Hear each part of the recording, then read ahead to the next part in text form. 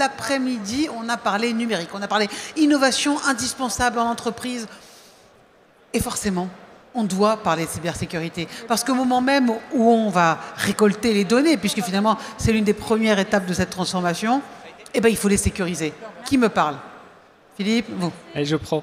Je prends. Donc effectivement, la sécurité des données, c'est essentiel. La sécurité du fonctionnement des systèmes qui portent ces données, c'est essentiel. Hein. Si vous ne perdez pas vos données, mais que vous perdez le fonctionnement des outils, ben, les données sont inaccessibles. Donc vous les perdez au moins temporairement. Donc il y a un minimum de sécurité à apporter pour éviter qu'elles se fassent compromettre, détruire, modifier. Elles sont importantes, c'est nos données, c'est notre société. Pour une PME, c'est important. Pour un grand groupe, encore plus, qui a plus de connectivité. Comment on les protège? Alors, il y a déjà un ensemble de bonnes pratiques à mettre en œuvre, souvent assez basiques. Hein. On va parler ne serait-ce que de mettre à jour les systèmes qui sont utilisés. Il y a énormément de cyberattaques qui commencent par l'exploitation de bugs dans les logiciels qui sont corrigés par les éditeurs mais qui ne sont pas installés. Enfin, la mise à jour n'est pas mise en œuvre par les utilisateurs des produits.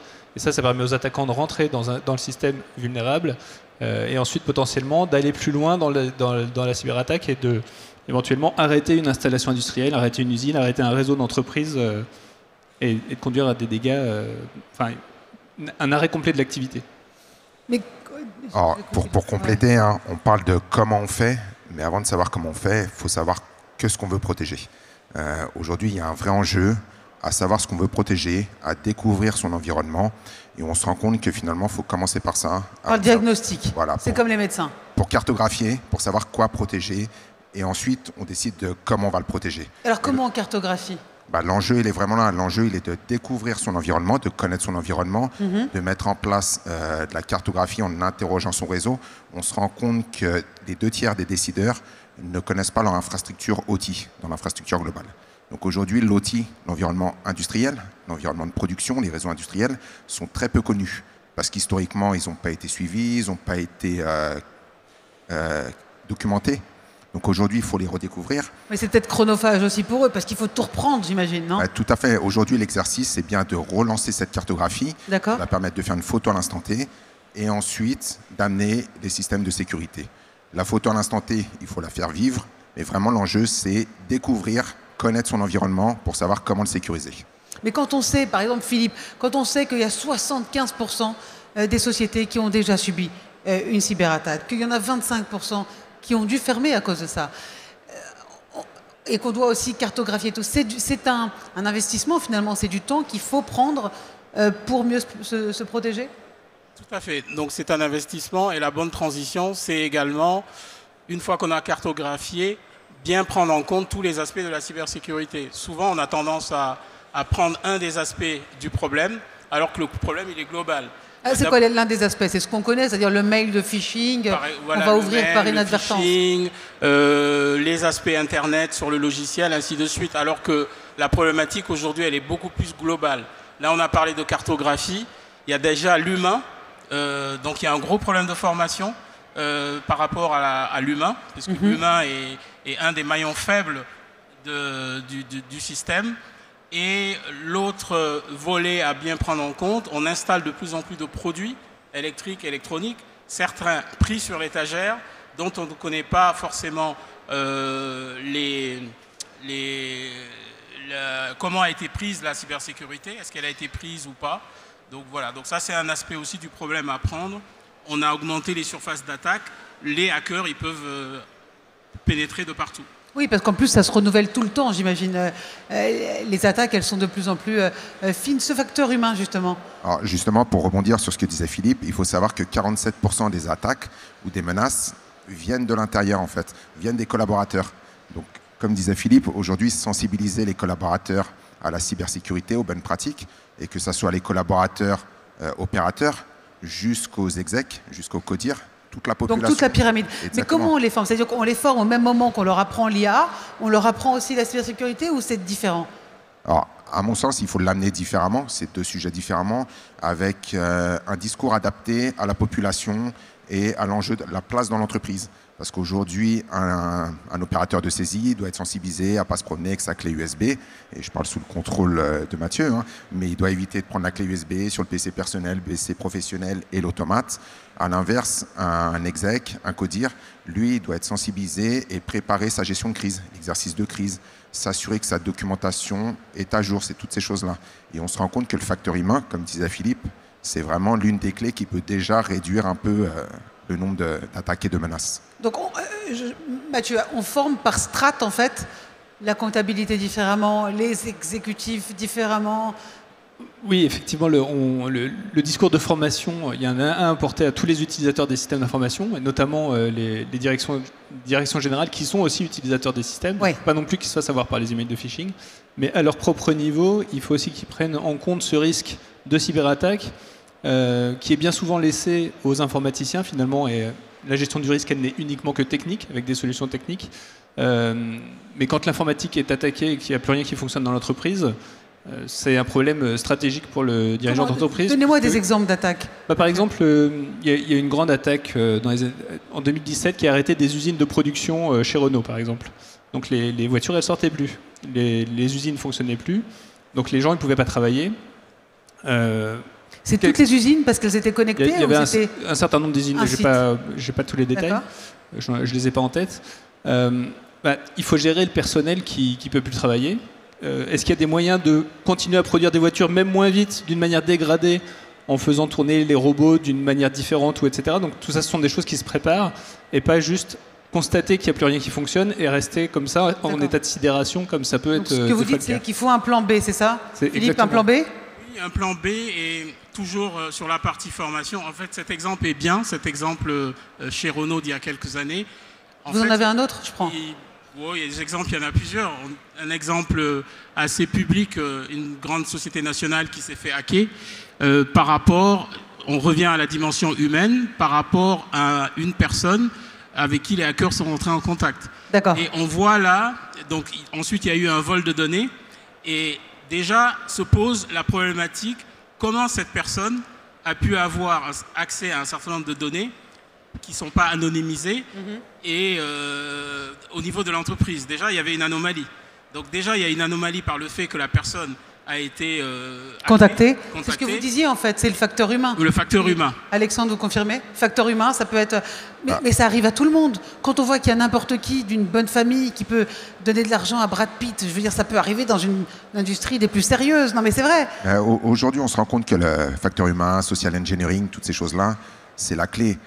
On peut mettre toutes les technologies en place qu'on veut, en amont, autour. Si le facteur humain est défaillant, il est au cœur de l'usine. Et qu'est-ce que je donne moi comme clé aux industriels aujourd'hui? Aujourd'hui, moi, ce que je conseille déjà, c'est de prendre conscience que protéger autour, protéger avec de la technologie, c'est bien, mais aussi sensibiliser leurs collaborateurs. Sensibiliser des fondamentaux jusqu'aux plus complexes, expliquer qu'est-ce qu'une attaque, l'impact d'une attaque, l'impact pour eux, pour leur métier. Parce que finalement, si l'usine s'arrête, c'est eux qui sont impactés. Ils se retrouvent au chômage technique potentiellement. Donc on est sur quand même des faits graves. Et au niveau des codires, encore une fois, il faut les préparer à gérer ce type d'attaque, qu'ils sachent comment faire une reprise d'activité, une continuité d'activité, qui va gérer la communication en interne, en externe, tout ça, ça se prépare. Et c'est vraiment ce facteur humain qu'il faut préparer, qu'il faut sensibiliser. Comment ça se prépare? Vous faites comme on fait une alerte au feu à l'école, pareil, on fait une simulation d'attaque? Philippe, oui, Mathieu? Exactement, ça s'entraîne la réponse aux incidents de sécurité. À l'ANSSI, on a produit des guides qui sont disponibles sur Internet sur la gestion de crise d'origine cyber. Donc on a 3 guides, un qui explique les clés pour un dirigeant d'entreprise qui n'a pas à être spécialiste en cybersécurité mais qui doit comprendre quand même les tenants et les aboutissants majeurs. Un guide pour plus les opérationnels pour préparer la communication de crise, et un dernier pour organiser un exercice de gestion de crise d'origine cyber. Donc qu'est-ce qu'on fait, comment on doit se préparer à gérer ce type de mais vous comprenez qu'un patron peut peut-être pas avoir forcément le temps de lire tous les livres ou de voir tous les tutos sur Internet, ou perdre du temps. Peut-être, il va penser que c'est peut-être perdre du temps avec ses équipes pour faire ses simulations. Qu'est-ce qu'on dit aujourd'hui à un patron, notamment les PME, où l'innovation est indispensable? On le sait tous, mais comment on fait? Alors, aujourd'hui, ce qu'on dit, c'est de se faire accompagner. Accompagné. Alors si je prends et bien accompagné, j'imagine. Le cadre en cyberdéfense, on a cette capacité d'accompagner, à sensibiliser, à simuler des attaques, à faire des espèces de jeux sous mode vraiment ludique. Parce que l'idée, c'est de sensibiliser à travers ludique. On sait toujours que c'est plus facile. Et on leur fait gagner du temps. Et c'est vraiment une spécialité. S'ils ont le temps de lire, tant mieux. S'ils ont le temps de se faire accompagner, c'est mieux. Il faut savoir que se faire accompagner, ce n'est pas forcément des grosses sommes. On a toujours l'appréhension de se dire la cyber, ça coûte cher, évidemment. Alors ça coûte toujours moins cher que d'arrêter la production, mais ça c'est un cas extrême. Mais avant ça, la sensibilisation, c'est des coûts moindres, avec un investissement long terme. La sensibilisation, ça se répète aussi. C'est comme payer une assurance annuellement, quoi. Il faut le faire. C'est plutôt comme un apprentissage. Mettre de la sécurité, c'est comme une assurance. La sensibilisation, c'est comme un apprentissage. Et améliorer les compétences de ses collaborateurs, ça va lui servir à lui-même, ça va servir à l'entreprise. Et finalement, c'est un investissement long terme, avec des récurrences qui doivent être mises en place. Mais il faut surtout se faire accompagner, parce que ça reste une spécialité. Et il faut surtout être à jour par rapport. Mais justement, comment on fait pour être à jour? Parce que, évidemment, vous le disiez, Philippe, c'est l'humain. Mais les hackers, ils vont quand même plutôt vite. Donc, il y a d'un côté l'humain, mais ensuite, il y a ce qu'on appelle les bonnes pratiques. Voilà. Tout à l'heure, Mathieu a parlé de l'usine Renault qui avait été hackée. Donc, il y a aussi un accompagnement au niveau des bonnes pratiques. Par exemple, depuis des années, on assiste de plus en plus à ce qu'on appelle la convergence OT-IT. C'est-à-dire que jusqu'à présent, les choses étaient séparées. L'IT était séparé de l'OT au niveau de l'usine, par exemple. Et de plus en plus, on installe des équipements électriques, électroniques, des appareils parfois pris sur l'étagère, Wi-Fi, Bluetooth, on les met dans l'industrie. Et l'industrie, l'usine, elle est reliée de plus en plus à l'IT. Et donc, la plupart des dernières attaques, certaines, les hackers ont pu passer par l'OT, c'est-à-dire par l'industrie, là où sont installés des équipements vulnérables, et ont pu remonter jusqu'à l'IT et infester l'usine. D'accord. Donc, dans cet accompagnement, il y a également un gros volet bonne pratique à instituer au niveau de l'entreprise. Parce que Mathieu, j'imagine que ça tape pas seulement sur les collaborateurs ou sur la production, c'est aussi la réputation de la société qui se fait hacker, non? Bien sûr, elle est vulnérable. Alors, ça explique d'ailleurs potentiellement un biais qu'on voit dans la presse. On entend beaucoup parler dans la presse des cyberattaques qui touchaient plutôt les hôpitaux publics, les collectivités territoriales. Les hôpitaux font un gros travail de sécurisation. Et d'ailleurs, on voit qu'il y a moins d'attaques sur les hôpitaux dans ces derniers temps. Les entreprises privées, c'est beaucoup plus difficile d'obtenir des témoignages et d'avoir des informations sur les cyberattaques qui apparaissent dans les hôpitaux. Dans les entreprises, effectivement, ça a l'air plutôt tabou de la part des entreprises.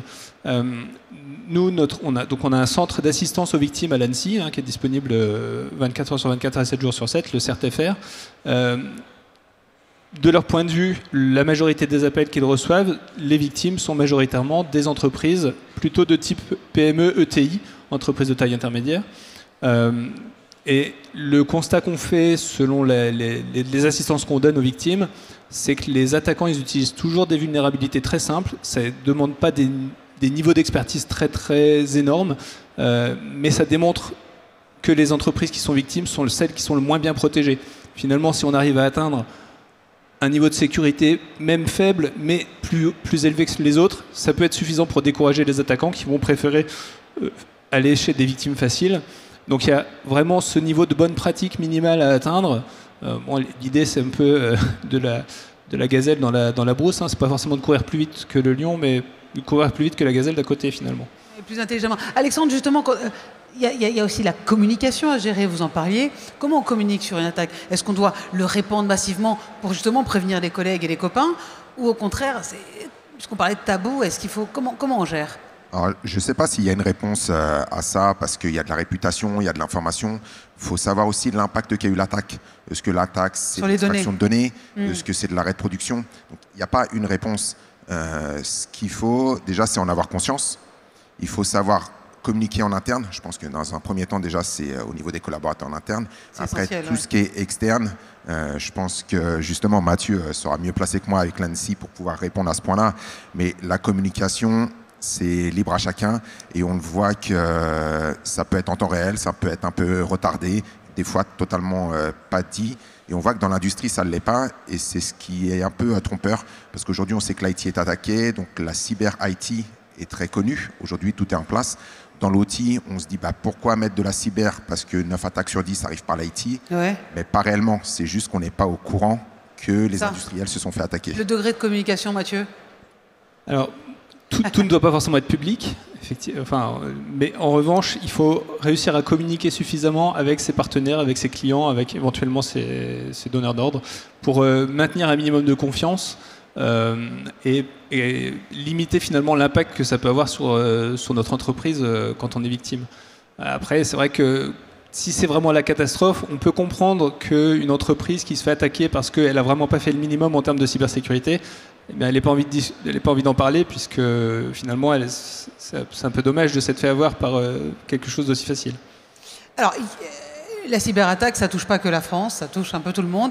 Je voudrais qu'on vienne sur les directives européennes. Peut-être vous, Philippe, ou d'ailleurs tous les trois. La directive NIS 2 et la Cyber Resilience Act, est-ce que ça va vous aider déjà à aller plus vite, à avoir plus de normes, ou au contraire, c'est plus lourd? Tous les trois. Mathieu intervenir. Mathieu. Effectivement, alors NIS 2, c'est un peu la directive de l'Union européenne en réaction à l'augmentation de la cybercriminalité qui devient maintenant une menace systémique. Ça veut dire que ça tape tout le monde on peut être une victime sans nécessairement être une cible d'un point de vue de la cybersécurité, parce que ça pêche vraiment, l'image c'est la pêche au chalut et c'est pas du tout la pêche au harpon. Donc la cybercriminalité attaque toutes les entités qui n'ont pas un système d'information suffisamment sécurisé. Pour élever le niveau global de cybersécurité en Europe, le législateur européen a décidé de mettre en place son réglementation, donc NIS 2.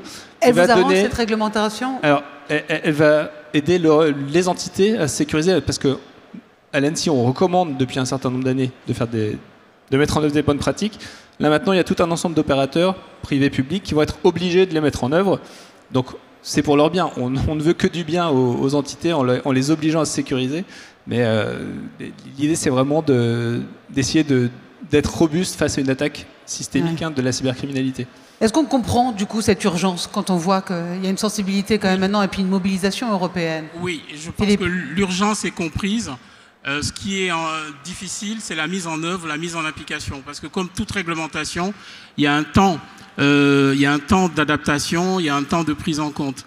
Donc, en plus de NIS 2, il y a également le CRA, le Cyber Resilience Act, qui, lui, va concerner davantage les produits. Parce qu'on installe de plus en plus de produits. Donc, tout à l'heure, on a parlé de l'humain, mais on a parlé aussi des produits qui sont des vecteurs d'attaque, qui sont des surfaces d'attaque. Donc, plus on protégera les produits, meilleures les entreprises seront sécurisées, les entreprises qui utilisent ces produits. Parce que souvent, les hackers passent par ces produits. Parce que si le produit est attaqué, en fait, c'est toute l'unité qui est attaquée de la société. Et ça, c'est un des grands objectifs du Cyber Resilience Act, qui va définir une réglementation transverse, qui sera applicable d'ici l'horizon 2027-2028. C'est trop tard? C'est trop, mais mieux vaut tard que jamais. Mais en attendant, très philosophe, Philippe, ouais. En attendant, sur les produits IoT, il y a déjà une directive qui est en place, la directive RED, qui s'applique aux produits de radio, et tous les produits radio, donc qui va rentrer en vigueur le 1er août 2025. Donc c'est demain, 1er août 2025. Donc déjà, en appliquant cela sur les produits électroniques radiofréquences, on pourra, comme Mathieu a dit, atteindre un certain niveau de sécurité. Parce que le hacker, il se lasse très très vite. Je n'ai plus en tête la statistique, mais c'est quelques minutes. S'il n'arrive pas à pénétrer, il abandonne. Donc, c'est rassurant. C'est rassurant. Donc le fait de donner un certain niveau de sécurité, d'immunité, permettra de sauvegarder un certain nombre de produits, de données personnelles, de données privées, ainsi de suite. J'ai que quelques secondes, parce que vous comprenez, le Premier ministre va venir, il va déambuler, puis après il va venir ici parler à 18h30. Donc je veux un mot de la fin de tous les trois. Vous Philippe, vous Alexandre, vous Mathieu. Je suis chef d'entreprise, j'ai une PME, je suis en train de me mettre justement au digital. Protégez-moi, donnez-moi des petits conseils. Alors aujourd'hui, ce qu'il faut comprendre, c'est qu'on ne va pas pouvoir tout protéger. Donc il faut le faire de manière structurée. Tout ne coûte pas des millions d'euros et ça prend du temps. Donc il faut anticiper. Mais c'est un bon investissement quand on est bien accompagné. Voilà. Et comme le disait Philippe, mieux vaut tard que jamais. Il faut commencer progressivement, par étapes, se faire accompagner, accepter que ça prenne du temps et de fil en aiguille, la protection va augmenter et ça se passera bien. Mathieu ? pas oublier qu'il y a un grand sujet de gouvernance sur la cybersécurité, donc c'est vraiment une question de chef d'entreprise et pas un sujet forcément uniquement d'informaticien. Il y a des sujets RH à traiter, des sujets business, des sujets commerciaux. Hein. Comment je tiens mes SLA si mon système d'information il se fait attaquer. Et donc je peux avoir ensuite des pénalités à payer à mon donneur d'ordre. Donc il y a vraiment et puis comprendre sujets. Que l'attaque elle peut être partout. Donc ça peut être global, sujet de gouvernance à prendre en compte. Voilà, on commence par ça. Chef d'entreprise s'y mettent. Philippe, le mot de la fin. Mon souhait, c'est l'éducation à l'école. Apprendre la cybersécurité le plus tôt possible. Il y a des pays qui commencent à le faire. Aujourd'hui, il y a énormément de téléphones portables, de tablettes. Ça veut dire qu'avec les cours d'informatique à l'école, on apprend aussi ça. Beaucoup plus tôt. D'accord, dès le primaire, commencer déjà. C'est un langage comme on apprend l'anglais, quoi. Puisqu'aujourd'hui, un gamin de CM2, CM1, il a déjà un téléphone portable. Ouais. Donc commencer à donner des bases déjà sur la cybersécurité, sur l'usage qu'on peut faire de ces objets qu'on a dans les mains et qui nous donnent accès à un certain nombre de choses. Donc Philippe Sissoko, futur ministre de l'Éducation. Merci à tous les trois. Merci Alexandre, merci Mathieu, on peut les applaudir.